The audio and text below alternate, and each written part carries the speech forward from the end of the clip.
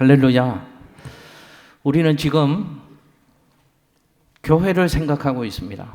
하나님이 우리 교회에 기적의 은혜를 베풀어 주셔서 우리의 헌신은 작고 부족한 것이었지만 하나님이 은혜 주시고 축복하셔서 기적의 역사를 이루게 하셔서 양천 커뮤니티 센터 너무도 좋은 교회 환경을 가지고 교회를 섬기고 또 예배를 드리고 있습니다. 이제 이 좋은 환경이 전부가 아님을 우리는 분명히 알기에 우리는 이제 어떤 교회를 섬겨야 하는가, 우리는 어떤 교회들이 되어야 하는가, 교회들에 관해서 하나님 주시는 말씀에 귀를 기울이고 있습니다. 오늘 본문은 솔로몬이 성전 건축한 이야기입니다. 솔로몬이 성전을 건축했습니다. 누구를 위하여? 여호와 하나님을 위하여. 솔로몬이 전심을 다하여 정성을 모아서 이스라엘 백성들과 성전을 우리들처럼 건축했습니다. 그리고 그 성전을 우리들 오늘 오후에 할 것처럼 하나님 앞에 봉헌하면서 솔로몬이 간절하게 기도했습니다. 하나님, 이 성전을 우리 하나님께 바칩니다. 그리고 이 성전이 앞으로 이렇게 되어졌으면 좋겠습니다. 자기의 소원을 간절하게 담아서 하나님 앞에 기도했습니다. 그랬더니 하나님이 솔로몬의 기도를 받으시고 또 성전을 받으시고 솔로몬의 기도에 반응해 주신 내용이 오늘 우리가 살피려고 하는 본문 말씀 속에 있는 내용입니다. 솔로몬에게 주셨던 말씀을 통하여 오늘 우리 교회에게, 저와 여러분들에게 주시는 하늘 음성을 듣고 우리 교회가 주님이 사랑하는 교회 되어야지, 하나님이 기뻐하시는 교회 되기 위해서 우리가 어떻게 교회를 섬기고 세워나가야 되겠는가 주시는 말씀을 귀를 기울이려고 합니다. 먼저 교회는 어떤 교회가 되어야 하는가? 교회는 무엇보다도 하나님을 예배하는 공동체가 되어야 한다 하는 것을 하나님께서 말씀해 주셨습니다. 여러분, 화면에 역대하 7장 12절 말씀을 우리 함께 읽겠습니다. 시작. 밤에 여호와께서 솔로몬에게 나타나사 그에게 이르시되 내가 이미 내 기도를 듣고 이곳을 택하여 내게 제사하는 성전을 삼았으니. 아멘. 보십시오. 솔로몬이 온 힘을 다하여서 정성을 다하여서 믿음으로 하나님의 백성들과 함께 연합하여서 성전을 건축했습니다. 그리고 하나님께 바칩니다. 그러면서 기도합니다. 하나님, 이 성전이 하나님께 바쳐지는 성전 되기를 원합니다. 이 성전이 이렇게 되었으면 좋겠습니다. 손을 가지고 기도를 하니까 하나님이 그 기도를 들으시고 성전을 받으시면서 말씀하셨습니다. 내가 너의 기도를 들었노라. 내가 이곳을 택하였다. 내가 이 성전을 나에게 제사하는 성전으로 삼겠다라고 하나님이 말씀을 하셨다는 겁니다. 그러니까 잘 보십시오. 하나님이 성전을 어떻게 생각하시는가 하는 것을 알 수 있습니다. 하나님이 우리 교회를 통해서 무엇을 하기를 원하시는가 하는 것을 우리는 분명히 알 수 있습니다. 하나님은 솔로몬이 지은 성전이 하나님 자신을 예배하는 곳으로 성전을 하나님이 인식하고 계시다는 것입니다. 그리고 그 성전의 성격을 하나님이 어떻게 정의하는가? 이 성전은 하나님께 제사하는 것, 하나님을 예배하는 곳이 되어야 한다. 하나님이 성전을 그렇게 정의하셨다는 겁니다. 여러분, 이 말씀을 통해서 우리 섬기는 이 교회가 어떤 교회가 되어야 하는가, 여러분들이 교회를 어떻게 섬겨야 하는가 분명히 기억할 수 있습니다. 잊지 마십시오. 우리 교회 이제 많은 일들을 주님 다시 오실 때까지 할 겁니다. 우리 교회가 한 번도 해보지 못한 일들, 어느 교회도 해보지 못한 일들을 찾아서 하나님 영광 위하여, 세상의 한 영혼 위하여, 지역의 복음화를 위하여 귀한 일들을 참 많이 할 겁니다. 그렇지만 이 성전, 우리가 해야 되는 1차적인 일, 우리가 꼭 해야 되는 일, 그 일이 무엇인가를 잊지 말았으면 좋겠습니다. 성전의 1차적인 의미는 무엇인가? 여호와 하나님을 예배하는 곳이 되어야 할 줄로 믿습니다. 하나님을 예배하기 위해서, 이것이 솔로몬이 왜 그렇게 온 힘을 다하여 믿음과 정성을 다하여 하나님의 집 성전을 건축했는가? 솔로몬이 성전을 건축한 이유가, 우리가 이 성전을 건축한 이유인데 솔로몬이 성전을 건축한 이유를 성경에서 이렇게 말씀합니다. 역대하 2장 4절 말씀입니다. 함께 읽습니다. 시작. 이제 내가 나의 하나님 여호와의 이름을 위하여 성전을 건축하여 구별하여 드리고 주 앞에서 향재료를 사르며 항상 떡을 차려 놓으며 안식일과 초하루와 우리 하나님 여호와의 절기에 아침 저녁으로 번제를 드리려 하오니 이는 이스라엘의 영원한 규례이니라. 아멘. 할렐루야.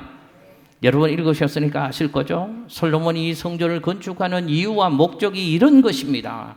분명하게 밝힙니다. 이것 때문에 솔로몬이 기도하면서 온 하나님의 백성들과 힘을 모아서 하나님의 성전을 건축했다는 것입니다. 무슨 목적으로요? 여호와의 이름을 위하여 한 것입니다. 누구의 이름을 위하여 하는 일이 아닙니다. 여호와의 이름을 위하여 우리가 한 것입니다. 그리고 솔로몬이 고백합니다. 이 성전에서 아침 저녁으로 번제를 드리려 함이니이다. 무슨 말일까요? 이곳에서 뭐 하기 위함이라고요? 하나님을 예배하기 위함이라고 분명히 밝히고 있습니다. 그러니까 솔로몬이 성전 건축한 1차적인 이유와 목적이 뭔가? 하나님을 위하여 한 것입니다. 하나님을 경배하기 위하여 한 것입니다. 하나님을 예배하기 위하여 한 것입니다. 그리고 그 목적과 뜻을 가지고 솔로몬이 또 간절한 소원을 가지고 기도했더니 하나님이 그 기도를 받으시고 내가 이 성전을 구별하였는데 내게 제사할 곳으로 삼았도다. 하나님이 그 성전의 성격을 그렇게 정의하셨다는 것입니다. 잊지 마십시오. 저도 잊지 않겠습니다. 우리 성도님들 한 분 한 분 잊지 마십시오. 교회가 많은 일을 할 것입니다. 우리 교회 참 많은 일을 해나갈 겁니다. 그런데 교회가 해야 되는 1차적인 목적이 뭔가? 그것 없으면 그 많은 것 하나님과 상관없는 것일 수 있고 의미 없는 것일 수 있습니다. 교회가 해야 되는 1차적인 일은, 교회가 존재하는 1차적인 목적은 하나님을 예배하는 것입니다. 교회가 봉사도 하고 섬김도 하고 구제도 하고, 우리 교회도 이제 그동안 좀 소홀했던 이 지역에 약하고 외롭고 쓸쓸하고 눈물 흘리는 마음 아픈 사람들을 찾아가고 위로하고 섬기는 일들을 해나갈 것입니다. 해야 합니다. 그러나 그 모든 일들보다도 가장 우선적이고 교회가 해야 되는 가장 근본적인 목적과 교회의 존재 이유와 교회의 가치는 하나님을 예배하는 것인 줄로 믿습니다. 여러분, 우리 성도들이 우리 인생이 왜 존재하는가? 먹기 위해서요? 돈 벌기 위해서요? 뭐 뜻을 이루기 위해서요? 아닙니다. 성경은 분명히 하나님이 우리를 왜 창조하셨는가? 내가 왜 존재하는가? 살아가는 이유와 목적을 분명히 아셔야죠. 이사야 43장 21절에서는 이렇게 말씀하십니다. 하나님이 이 백성들은 내가 지었다. 내가 나를 위하여 지었나니 나를 찬송하게 하려 함이니라. 하나님이 저라는 존재를 만드셨는데 왜 저라는 존재를 이 땅 가운데 보내주셨는가? 뭐 하게 하시려고요? 하나님을 찬송하게 하기 위해서요. 잊지 마십시오. 돈에 빠져 살지 말고, 세상의 쾌락에 빠져 살지 말고, 세상의 그 무엇 사랑하며 내가 존재해야 되는 이유와 목적 잃어버리지 마시라고 말입니다. 하나님이 우리를 지으셨는데 그 목적은 뭔가? 하나님을 찬송하게 하려고. 하나님을 찬송하게 한다는 말은 하나님을 경배하게 하시려고, 하나님을 기쁘시게 하려고, 하나님을 예배하게 하시려고 하나님이 저와 여러분을 지으신 줄로 믿습니다. 그러므로 성도는 어떤 사람이 되어야 하는가? 기억하십시오. 예배를 우리 삶에서 최고의 가치로 여길 줄 아는 사람이 되어야 합니다. 아멘. 한 번만 하셨으니 몇 번을 해야 할까? 다시 한 번요. 성도는 어떤 사람이 되어야 하는가? 우리 생에 사랑하고 소중한 것 참 많이 있지만 예배를 최고로 가치로 여기며 사는 사람이 성도이어야 되는 줄로 믿습니다. 그렇다면 교회는 어떤 곳이 되어야 할까요? 교회는 성도들이 모인 곳이잖아요. 성도는 예배를 내 삶의 최고의 가치로 여긴다면 교회는 어떤 곳이 되어야 되는가? 교회는 예배를 최고의 가치로 여기고 예배에 전부를 걸 수 있는 사람들이 모인 곳이 교회 공동체가 되어야 할 줄로 믿습니다. 저는 우리 교회가 그런 교회 되었으면 좋겠습니다. 주님이 사랑하는 교회 되었으면 좋겠는데, 주님이 찾으시는 예배자들이 모여있는 교회, 여러분들의 예배를 보면서 그냥 앉아있는 게 아니고 저 목사는, 저 장로는, 저 권사는, 저 집사는, 저 성도는 전심으로 하나님 앞에서 하나님을 예배하는 성도들이구나. 그렇게 우리 교회 예배를 보시면서 하나님이 기뻐하시는 예배가 드려지는 그런 교회 공동체, 그런 성도들 될 수 있으시기를 예수님 이름으로 축복합니다. 힘들고 어려울 때 예배는 힘쓰시죠. 하나님의 도움과 은혜가 사모하고 필요하니까. 그런데 내 삶이 여유 있어지셔도요, 내 삶이 좀 높아지셔서도요, 예배를 소홀히 하지 마십시오. 예배를 잃어버리지 말고 예배 중심의 신앙 가치관이 변질되지 않는 우리 교회 성도님들 다 되었으면 좋겠습니다.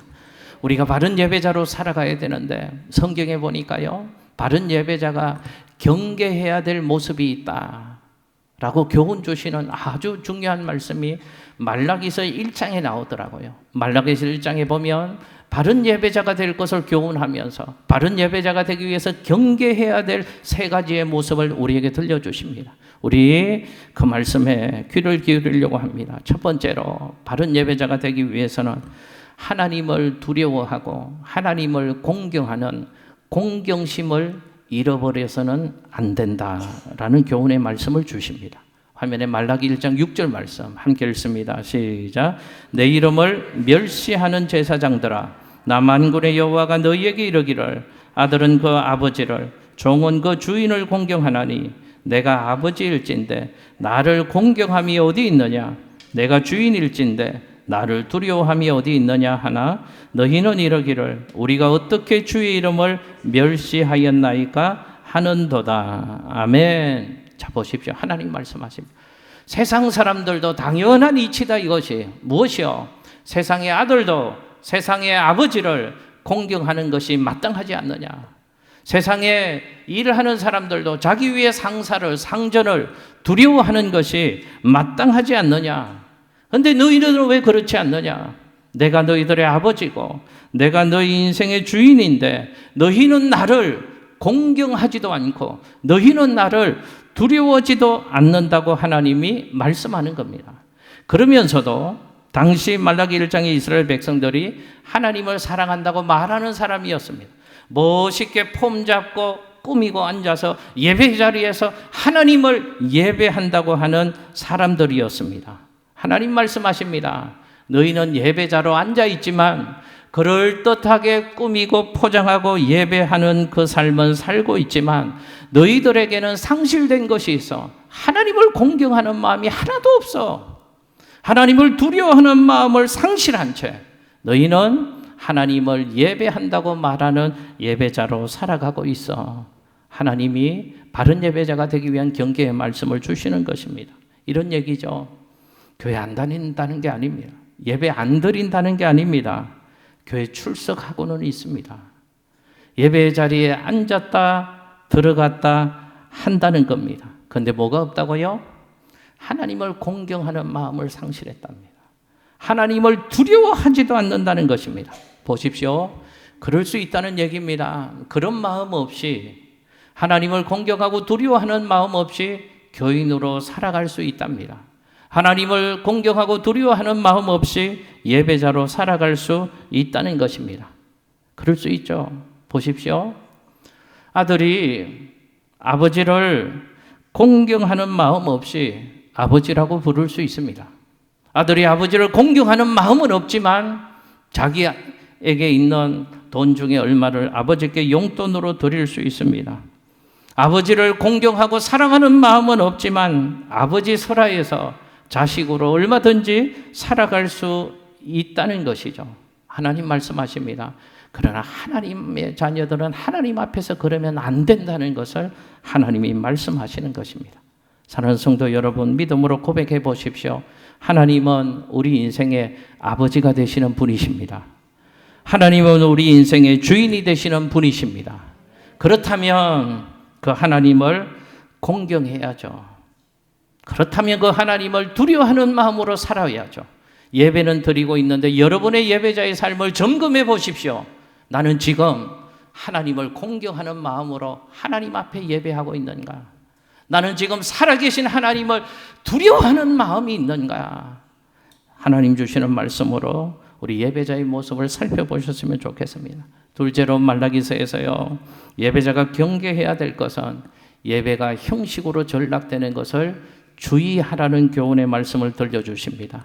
말라기 1장 7절 말씀 화면에요. 시작. 너희가 더러운 떡을 나의 제단에 드리고도 말하기를 우리가 어떻게 주를 더럽게 하였나이까 하는도다.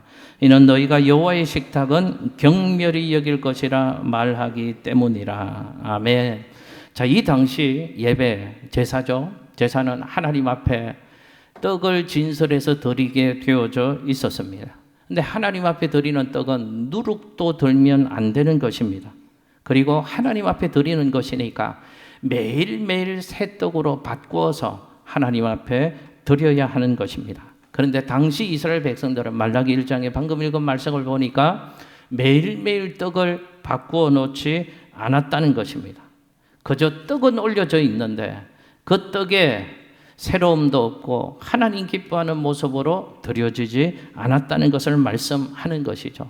아마 그랬을 것 같아요. 제가 생각해 보니, 에이, 똑같은 떡인데 뭐 상하지 않았는데 뭐 굳이 뭐 낭비스럽게 매일매일 새 떡을 해서 하나님 앞에 드려야 돼?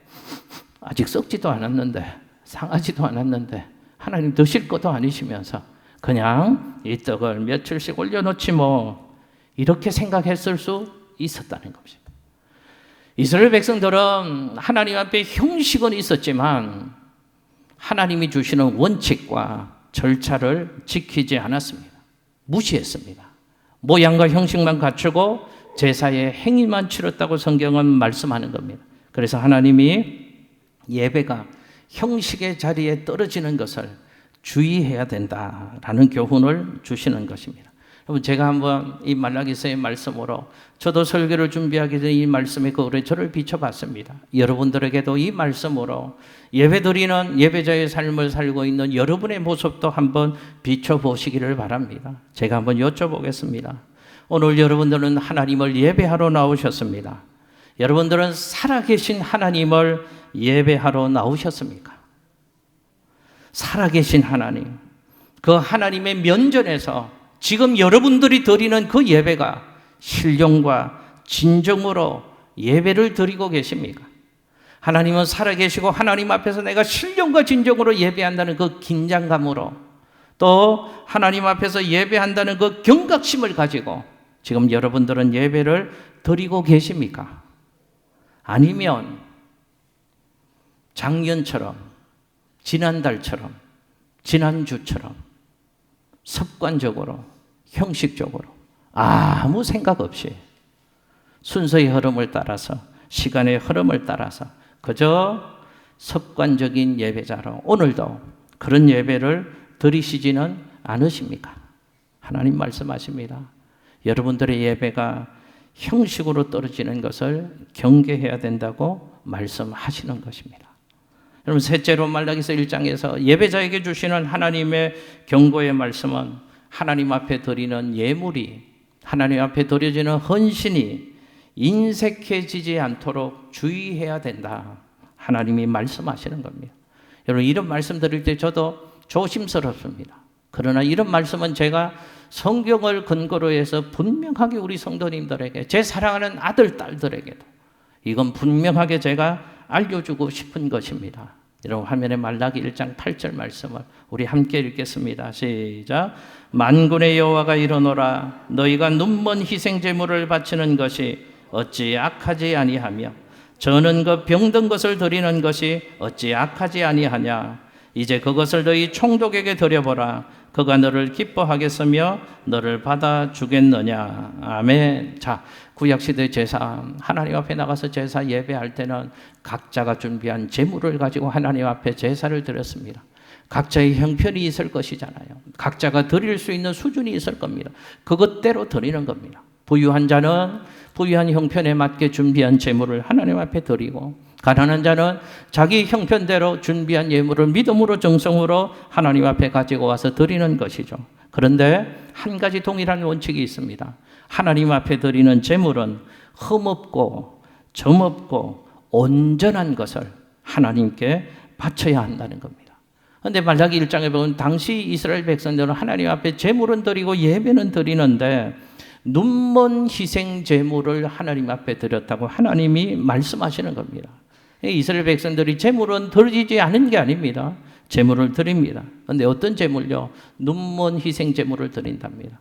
눈먼 것, 저는 것, 병든 것, 온전하지 못한 것을 하나님 앞에 드렸다는 겁니다. 여러분, 이런 것들은 시장에 내놓아도 팔리지 않는 상품 가치가 없는 것입니다.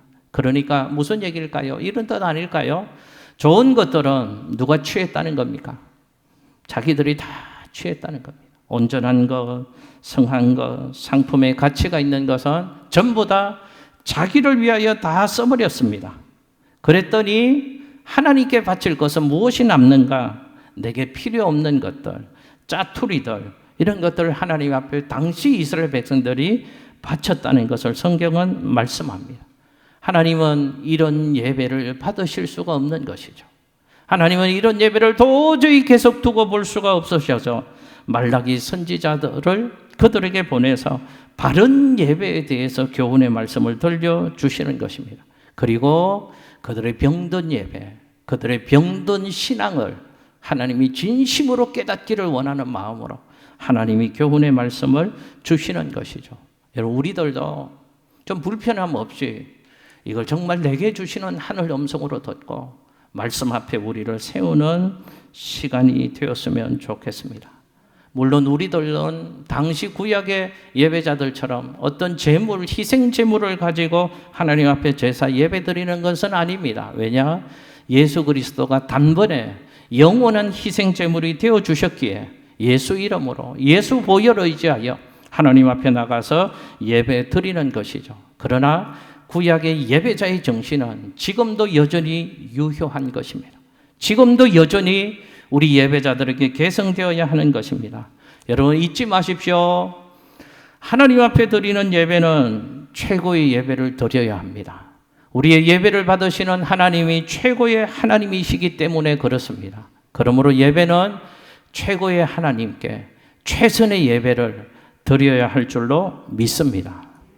우리의 몸도, 우리의 마음도, 우리의 시간도, 우리의 재능도, 우리가 하나님 앞에 바치는 예물도 어떤 것으로요? 최선의 것으로 드려야 합니다. 그래서 주일 예배는요, 옷을 단정하게 입고 오셔야 된다고 믿음의 선배들이 그렇게 잔소리처럼 얘기한 것입니다. 그래서 저도 제가 할 수 있는 최선의 것을 하나님 앞에 주일 예배 때 목사님 제가 먼저 드려야 되겠기에 주일 예배 때 입는 옷은 주중에는 저는 입지 않습니다. 좋은 옷은요, 예배 때만 입고 그 옷이 조금 상태가 안 되어지면 주중으로 돌리는 거죠. 또 새 옷이 생기면 새 양복은 주일 예배 때만. 주일에 매는 넥타이가 있습니다. 이 안경도 주일에만 쓰는 안경입니다. 하나님 앞에 제 나름의 신앙의 고백입니다. 옳다는 게 아니고 제 나름의 하나님 앞에서 최고의 하나님께 내가 드릴 수 있는 최선의 것을 예배 시간마다 드리려는 믿음의 고백입니다. 여러분들의 예배도 시간도 몸도 마음도 그래서 정성을 다하는 예배, 그런 예배를 최선을 다하는 예배를 드리면 하나님은 분명히 우리 삶의 최고의 하나님이 되어주실 줄로 믿습니다. 여러분, 바쁘고 분주한데 자칫하면 예배 중심의 신앙의 삶을 잃어버리기가 쉽습니다. 할 수 있는 방법을 제가 좀 말씀드리려고 합니다. 하나님 앞에 우선적으로 떼어놓으셔야 합니다. 시간도 하나님께 예배드리는 시간은 구별해놓고 우선적으로 떼놓으셔야 됩니다. 일하는 시간도 있어야 되고 여행 가는 시간도 있어야 되고 여가를 즐기는 여러 시간도 있어야 되지만 그것 다 하고 남는 짜투리 시간을 하나님께 바치는 게 아니라는 말씀을 제가 좀 드리고 싶습니다. 살아계신 하나님을 예배하기 위해서는 시간을 우선적으로 떼어 놓으셔야 합니다. 하나님 앞에 빈손으로 드리지 말라고 성경에서 말씀하셨습니다. 하나님 앞에 드리는 예물도 마찬가지입니다. 바칠 수 없는 경우는 우선적으로 떼놓지 않으면 절대로 저도 바칠 수가 없더라고요. 나를 위해서 필요한 것들 이것 쏘고 저것 쓰면 하나님께 바칠 게 하나도 남지 않습니다. 감사하는 마음은 있지만 감사 예물을 드릴 수도 없고 10의 1조 내 삶의 주인이 하나님이십니다. 믿음으로 고백하는 것이 10의 1조인데 그 10의 1조도 절대로 드릴 수가 없게 되어지는 것이죠. 어떻게 해야 됩니까? 하나님 우선적으로 먼저 떼어 놓으셔야 합니다. 하나님 앞에 먼저 구분해 놓으셔야 합니다. 예배도 시간도 정성도 하나님을 위하여 먼저 떼어 놓으셔야죠. 그런 마음으로 드리는 예배를 하나님은 기뻐 받으시는 줄로 믿습니다. 우리 교회가 주님 다시 오실 때까지, 우리 성도님들이 주님 앞에 가는 그날까지 하나님이 찾으시는 그런 예배자 될 수 있기를 예수님 이름으로 축복합니다. 일부 예배 때는 제가 못했는데 또 하나가 있는데 시간이 지금 안 되니까 2분 정도만 그래도 하렵니다. 제목이라도 가르쳐 드리고 싶어서요. 두 번째 한번 저 따라서 해보실까요? 응답과 회복의 교회 되게 하옵소서. 우리 교회가 그런 교회 되었으면 좋겠습니다. 여러분 화면에 역대하 7장 13절 14절 말씀을 마지막으로 읽겠습니다. 시작. 혹 내가 하늘을 닫고 비를 내리지 아니하거나 혹 메뚜기들에게 토산을 먹게 하거나 혹 전염병이 내 백성 가운데 유행하게 할 때 내 이름으로 일컫는 내 백성이 그들의 악한 길에서 떠나 스스로 낮추고 기도하여 내 얼굴을 찾으면 내가 하늘에서 듣고 그들의 죄를 사하고 그들의 땅을 고칠지라. 아멘. 자, 솔로몬이 성전을 봉헌하면서 소원을 가지고 기도했더니 하나님이 이렇게 말씀하시는 것입니다. 내가 너의 기도를 다 들었다. 그리고 이 성전에 내 이름을 두겠다. 이 성전에 내 눈을 두겠다. 이 성전에 내 귀를 두겠다. 무슨 말씀이 있을까요? 하나님의 얼굴은 사실은 어디에든지 존재하시거든요. 하나님의 귀는 어디에든지 있거든요. 근데 이곳에서만 특별한 하나님의 임재와 하나님의 영광과 하나님의 응답을 말씀해 주시는 것입니다. 그리고 하나님이 이곳에서 하는 기도를 들으시고 치유해 주시고 회복의 은총을 하나님이 베풀어 주시겠다고 약속하시는 것입니다. 어디에서요? 여호와의 성전에서 하나님 앞에 서서 기도하며 하나님 그 기도를 반드시 들어주시고 치유해 주시고 회복시켜 주시겠다는 것을 약속하시는 것입니다. 기억하십시오. 교회는 어떤 곳인가? 하늘 문이 열리는 곳입니다. 교회는 어떤 곳인가? 하나님의 사람들이 믿음으로 기도하여서 하나님의 응답을 받아내는 것이 교회입니다. 그러므로 우리의 삶이 힘들고 어그러지고 고장났을 때 반드시 하나님의 집에 와서 무릎 꿇고 두 손 들고 하나님께 기도하며 하나님은 그 기도를 들어주시는 것이죠. 그리고 그 기도를 통하여 우리의 삶을 고쳐주시는 것입니다. 회복시켜 주시는 것입니다. 그래서 교회는 귀한 것입니다. 교회는 소중히 여겨야 될 것입니다. 교회를 아름답게 섬겨야 될 이유가 여기 있는 것입니다. 저는 오늘 이 말씀대로 솔로몬이 하나님 앞에 성전을 드리면서 기도하고 하나님이 그 성전을 축복해 주셨던 것처럼 이 성전 속에, 꿈의 성전 속에, 양천 커뮤니티 센터 속에 그곳에 찾아오는 모든 이들 가운데 하나님이 만나주시고 예배를 통하여 영광 받아주시고 그곳에서 드리는 눈물 나는 한 자락의 기도를 통하여서도 그들의 인생에 하나님 주시는 회복과 고침의 역사가 나타나는 하나님 나라의 일들이 왕성하게 일어나는, 그래서 이곳에서 신명나게 하나님 섬기고 하나님 주시는 은혜와 복을 받고 세상 속에서 하나님의 사람으로 멋진 믿음의 삶을 살아가는 우리 교회, 우리 성도님들 제가 되고 여러분들 되고 우리 자녀들 되고 우리 손주들 되시기를 예수님 이름으로 축복합니다.